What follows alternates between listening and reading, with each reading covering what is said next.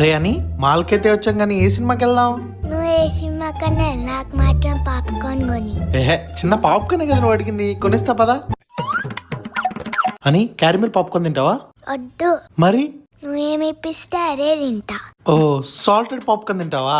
వద్దు, మరి నువ్వేమి ఇప్పిస్తే అదే తింటా. చీజ్ పాప్కార్న్ తింటావా?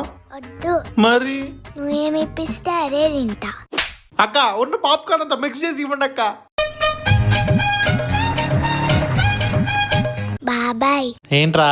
పాప్కార్న్. నాకేం వద్దు. అప్పుడే తినేసావా? అవును, నాకు ఇంకోటి కావాలి.